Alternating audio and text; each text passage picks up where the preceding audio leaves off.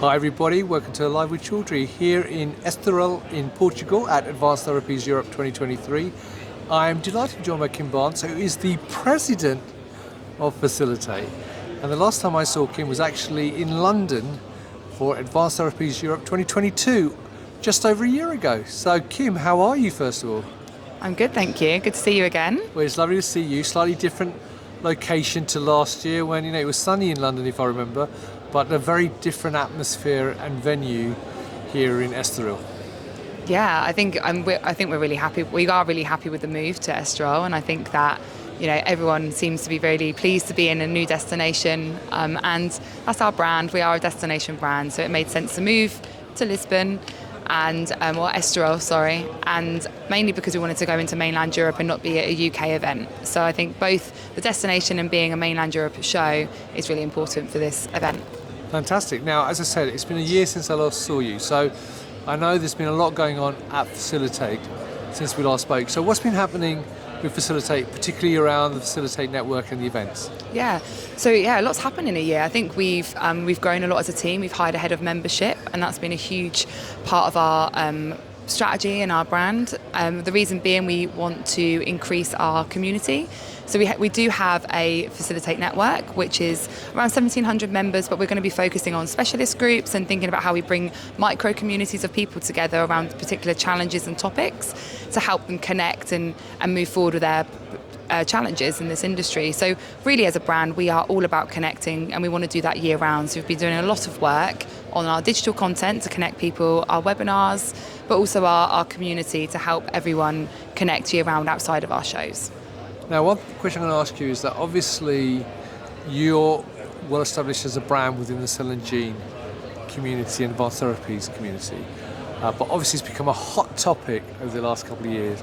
And to put it bluntly, nearly every man and his dog now is launching an event or adding a stream around cell and gene therapy. So how are you, as obviously one of the companies who've been at the forefront really, talking about advanced therapies, sort of staying ahead and sort of trying to keep people up to date what's been happening? Yeah, of course. I think we have been in the industry for 20 years, so we've grown with the industry in these 20 years. And as a result, we are specialists in advanced therapies. So Phacilitate, I think, we are specialists, and we're specialists at connecting people, but we're also specialists in the content. So we have a whole content team that is always talking to our market and always thinking about new ways to help connect and engage our market, and always thinking about what's next.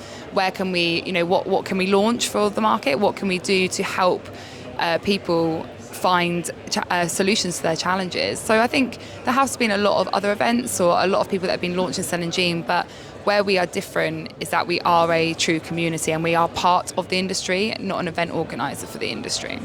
Great. Now, let's talk about Phacilitate Week in Miami. Now, before we talk about next year's event, which is up there behind you, just above your head with all the dates, and it's the 20th anniversary. Before we talk about that though, sadly I couldn't make it to this year's event, and I was really looking forward to attending my first event. So how did that go? Yeah, I think the event went really well. It was our first year post-COVID, because in 2022 we ran a show during Omicron, which was crazy. So this year was the first year we were outside of COVID, and the event has grown significantly in that period of time, by 60%. So we've had a huge increase in our audiences. But I think it was a really great show, mainly because I think from feedback we've got here as well, we're really good at just bringing people together in really quite nice environments that allows for those easier conversations. And that's what we do in Miami. So we have a lot of networking events out there, and we bring everyone together in a place where they feel comfortable enough to be able to be open and talk to others and network. So we have got some things we're working on right now. So for the show next in 2024, we'll be working on our Biotec numbers. So we've been doing a lot of work around increasing Biotec. Now, we all know that the industry is struggling around the investment piece. It's not easy, and we know that Biotec are struggling with investment. However, everyone's really positive that things are going to change in the next couple of months or by the end of the year. So we're holding out hope for that. But we have made sure that we've done a lot to increase the value for Biotec at our event. And we've decreased the pass price by 90% as well, so that there's no barrier to entry when it comes to cost for Biotec. And we've also launched a VIP pass, And the VIP pass is just adding a lot of value in across the week for biotechs to get their brand out there, but to also just be part of the networking without paying any additional costs. So we are doing a lot to help biotech attend our shows. Fantastic. Now, let's talk even more depth about Miami. So we can see the dates. It's January the 16th to the 19th at the Miami Beach Convention Center. It's good it's behind you because I can just read it. And it's your 20th anniversary. So apart from what you just said, what else can people expect to see in Miami in January next year? Yeah, this year. So we've got our 20th anniversary party to kickstart everything. So we've been asking everyone actually in the industry, where were you 20 years ago? Let's think about the last 20 years. What are those big moments that have happened that have meant something to you, or where have you come in your career? And it's really good, and we want to make sure that we are playing on that theme. So although it's our 20th anniversary, we are celebrating the last 20 years of the industry and showing, I mean, it's very nostalgic, and I did a lot of interviews yesterday around this, and what is so nice to see is how far we've come as an industry in the last 20 years. And I want to make sure that we're celebrating that in Miami. Also, we're, again, like I mentioned around the connections piece, where we have found in the past, it's the unpredictable moments that create the strongest connections. And what I mean by this is people on the yacht party will do a conga line, and that's what they remember of the show. So what we want to do in 2024 is create lots of unpredictable moments at the show to help people start conversations or network easier. So we've got lots of fun things planned to just help the on-site experience and help people feel more comfortable maybe at the event. Also, another theme for the show is wellness. So we really want to make sure that we are looking after our attendees. I think when you're at a show that's a week long, it can be really draining. So we have got a wellness lounge on site, and in there we've got guided meditation and breathing classes. We've got lots of healthy food, lots of healthy smoothies, everything like that. And it's all about taking a break. And people might go, oh, that's a strange thing to have. But the science is there, and it's really clear that by taking a 10-minute break, you are much more productive. So rather than having back-to-back partnering meetings, we want people to be able to have the best partnering meetings and high quality, and to do that you need to have a break, and that's why we want to be bringing in those kind of things for the show, and lots of non-alcoholic options as well, like non-alcoholic cocktails, so people feel part of the event but don't need to necessarily drink to be part of it either. So we've got a few themes coming through, and we have also done a huge change to our agenda to make sure that there's only hour sessions. Again, we've looked at the psychology, and after an hour people lose concentration, so we're doing hour sessions and much more networking and partnering time within the days in the actual exhibition as well.